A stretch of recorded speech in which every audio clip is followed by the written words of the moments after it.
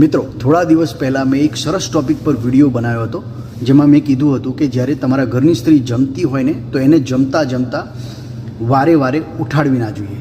એ પછી ઘરનો પતિ હોય કે પછી ઘરના અન્ય સદસ્ય હોય. તો એ વિડીયોમાં એટલી બધી કમેન્ટ આવી છે જેમાં જો એ તમે કમેન્ટો વાંચશો ને એ વિડીયોના નીચે તો તમને ખબર પડી જશે કે હજુ પણ મોટા ભાગના ઘરોમાં સ્ત્રીઓ આ એક નોર્મલ પ્રોબ્લેમથી પીડાઈ રહી છે ને એ છે ને પોતાના સંસ્કારોને કારણે અને જે આપણી ત્યાંનું જે રીતનું કલ્ચર છે એના કારણે એ કશું જ બોલી નથી શકતી.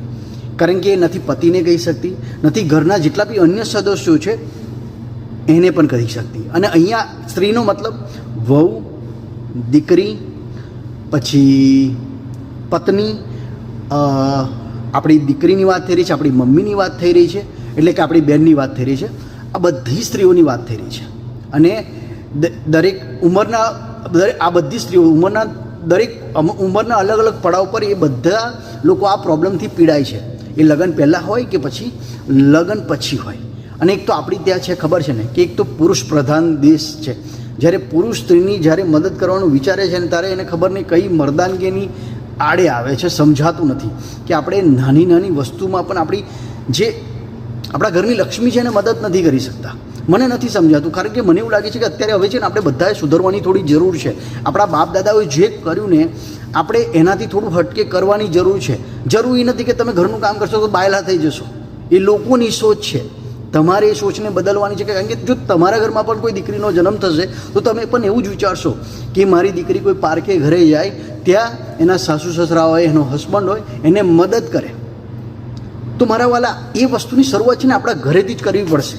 કારણ કે જ્યારે આપણે કરીશું ને ત્યારે આપણો દીકરો પણ એ વસ્તુ કરતો થશે, આપણા પપ્પા પણ એ વસ્તુ કરતા થશે, અને ઘરમાં જેટલા બી પુરુષો છે ને આપણું જોઈને એ વસ્તુ કરશે.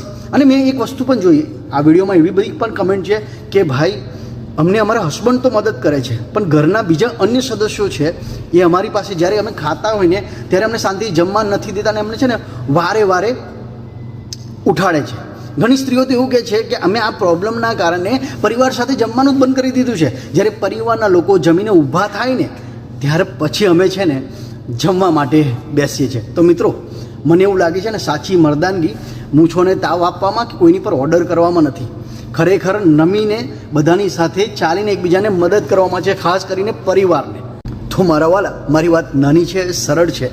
ઘરના પુરુષોને અને ઘરના અન્ય સદસ્યોને આ વાત એટલે કે આ સમસ્યા જો સમજાય ને તો વંદન, ના સમજાય ને તો પણ વંદન.